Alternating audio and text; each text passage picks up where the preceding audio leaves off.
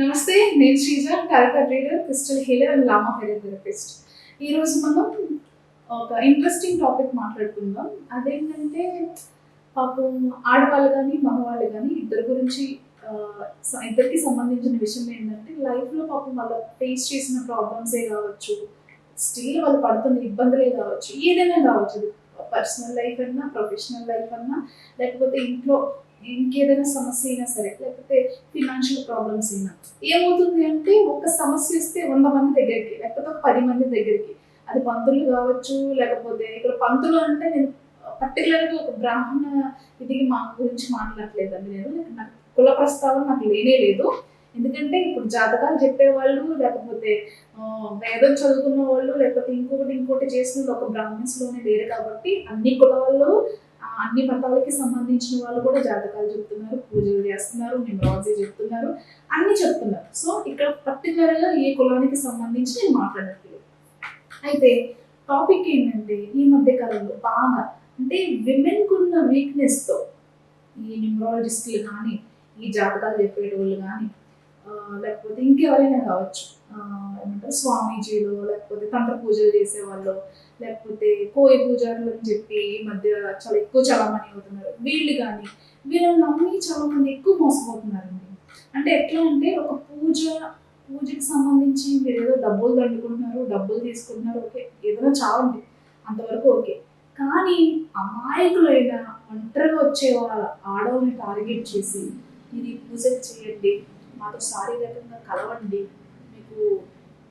మీకున్న ఫినాన్షియల్ బాధలు పోతాయి, హస్బెండ్తో ఉన్న గొడవలు పోతాయి, మీ లైఫ్లో కష్టం అనేదే లేకుండా వెళ్ళిపోతాయి, ఫిజికల్గా కలవండి, రండి, మాతో ఉండండి అని చెప్పి రీసెంట్ డేస్లో కూడా కొన్ని న్యూస్ ఛానల్లో మీరు చూసి ఉండొచ్చు.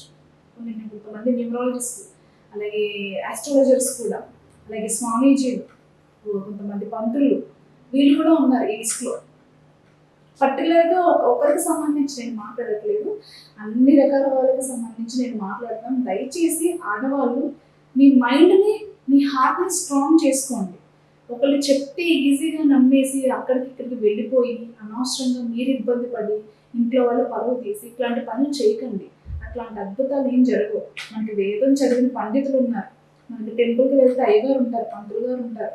ఆయన అడిగితే మీ బాధ ఏంటో చెప్తే దానికి తగ్గ పరిహారం ఆయన చెప్తారు. అలా చేసుకోండి. అలా చెప్పేవాళ్ళు ఎంతో మంది ఉన్నారు.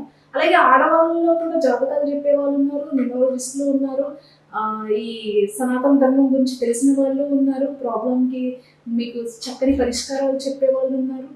ఇన్ని మీకు అవైలబిలిటీ ఉన్నప్పుడు వెళ్ళి మాయగారి చేతిలో పెడతానంటే ఎట్లా? దయచేసి అలా నమ్మి మీ జీవితాన్ని నాశనం చేసుకోకండి. ఇంకో విషయం ఏంటంటే ఆడవాళ్ళైనా మగవాళ్ళైనా సరే ఏదైనా ఎనర్జీ ఎక్స్చేంజ్ ఈస్ మ్యాండేటరీ.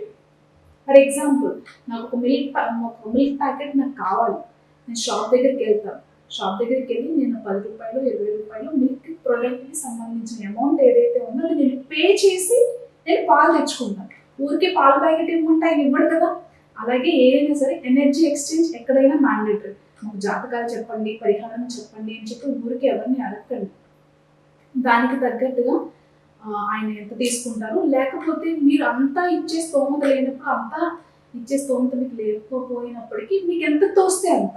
అంటే ఫ్రీగా ఎప్పుడు ఏది కూడా ఎవరి దగ్గర నుంచి ఆశించద్దు. అది పరిహారమైనా, జాతకమైనా, ఇంకొకటైనా. సో మీరు పరిష్కారం తెలుసుకున్నాక మీ స్తోమతకు తగ్గట్టుగా మీరు ఎంతో కొంత దక్షిణ ఇచ్చేసి గురువుగా భావించి దక్షిణ రూపంలో మీరు సమర్పించిన తర్వాత విషయం తెలుసుకున్నాక, లేకపోతే తెలుసుకోక ముందు ఈ ప్రాసెస్లో చేయండి. ఏది దయచేసి ఫ్రీగా ఆశించకండి. ఇంకో విషయం ఏంటంటే ఆడవాళ్ళు చాలా ధైర్యంగా ఉండాలి. సమస్య వచ్చిందని చెప్పి 10 మంది దగ్గరికి పరిగెట్టి మీ పరువు తీసుకోకండి. ఫస్ట్ ఆఫ్ ఆల్ ఈ రోజుల్లో జరిగేవన్నీ ఏ బోటక్వే జరుగుతున్నాయి. ఈ పూజ చేయండి, లేకపోతే విధానం ఇలా ఉంటుంది, రండి, మాతో ఫిజికల్గా కలవండి అని చెప్పి ఆడవాళ్ళని శారీరకంగా వాళ్ళ అవసరాలకు తగ్గట్టుగా ఈ మాయగాళ్ళందరూ వాడుకుంటున్నారు. నా దృష్టికి కూడా చాలా వచ్చాయండి ఈ మధ్యకాలంలో. 1-2 కాదు, ఆల్మోస్ట్ నేను ఒక 15-16 సార్లు డిఫరెంట్ విమెన్స్ ఇలా చెప్పారండి, ఇలా చేసామని అంటే వాడు చెప్తే చెప్పాడమ్మా నీ బుద్ధి ఏమైంది అని చెప్పి నేను చాలా మందిని అడిగాను. దయచేసి అలా చేయకండి. ఎందుకంటే మనం పిల్లలతో ఉన్నాం, భర్తతో ఉన్నాం, తల్లిదండ్రులు ఉన్నారు, అత్తమామలు ఉన్నారు, ఫ్యామిలీ రోడ్డు మీదకి వచ్చేస్తే ఇలాంటివన్నీ వాడు మీ ఫోటోలు తీసుకెళ్ళి ఎక్కడో స్టోర్ చేసుకొని ఇంకే రకంగా మీరు బెదిరిస్తే మీరు ఎక్కడికైనా వెళ్తారు. సో సేఫ్టీ లేని పనులు ఎప్పుడు చేయకండి. వేదం తెలిసిన వాళ్ళ దగ్గరికి వెళ్ళి పరిష్కారం అడిగింది. అక్కడ కూడా మీకు ఏమీ దొరకకపోతే ఈ రోజు రేపట్లో యూట్యూబ్లో కొన్ని కోట్ల వీడియోలు ఉన్నాయి, కొన్ని లక్షల వీడియోలు ఉన్నాయి. అలాగే మీరు కావాలంటే కూడా ఏదైనా బుక్ తీసుకోండి. పరిహారాలకి సంబంధించిన బుక్స్ కూడా మనకి చాలానే దొరుకుతాయి. అంటే మీ ప్రాబ్లంకి దగ్గర సొల్యూషన్ కావాలనుకుంటే చాలా బుక్స్ కూడా అవైలబుల్ ఉన్నాయి. అలా ఫాలో చేయండి. దయచేసి ఇలాంటి మాటలు నమ్మి మోసపోయి. సో నేనేం చెప్తున్నానంటే నేను అందరి గురించి జనాలకి పాపం మంచి చేయాలి, న్యాయం చేయాలి, వచ్చిన వాళ్ళని హ్యాపీగా వాళ్ళకి చెప్పి వాళ్ళకి తగిన పరిష్కారం చెప్పి పంపించాలి అనే మహనీయులు మంత్రవేత్తలు కానీ తంత్రవేత్తలు కానీ చాలా మంది ఉన్నారు. వాళ్ళందరికీ నేను నమస్తే. కొన్ని మంచి వేలు అందరికీ హెల్ప్ చేసే వాళ్ళకి. కానీ చాలా పెద్ద పెద్ద బోర్డులు పెట్టుకుని ఆస్ట్రాలజర్స్ కానీ న్యూమరాలజిస్ట్ కానీ స్వామీజీలను కానీ బాబాలను కానీ చెప్పుకునే ఎదవలు చాలా మంది ఉన్నారు. ఆ ఎదవల్ని నమ్మి మీరు మోసపోయి వాళ్ళ కమర్షియల్ యాక్టివిటీస్ అన్ని చూసి, లేకపోతే వాళ్ళు ఇచ్చే యాడ్లు చూసో, లేకపోతే మేము ఇంత పరిష్కారం చేస్తాం అంత పరిష్కారం చేస్తామని చెప్పి వాళ్ళ బూటకపు మాటలను నమ్మేసో మీరు గుడ్డిగా వెళ్ళి అక్కడ బలైపోవద్దు. దయచేసి ఇది అందరూ గమనించాలి. ఓన్లీ కొంతమంది గురించి నేను ఇది మాట్లాడుతున్నాను. ఎవరైతే జనాలని ఈ రకమైన మోసపూరిత మాటలతో వాళ్ళ చేష్టలతో ఇబ్బంది పడుతున్నారో వాళ్ళ గురించి మాత్రమే నేను ఇది మాట్లాడుతున్నాను. దయచేసి అర్థం చేసుకోండి. నమస్తే.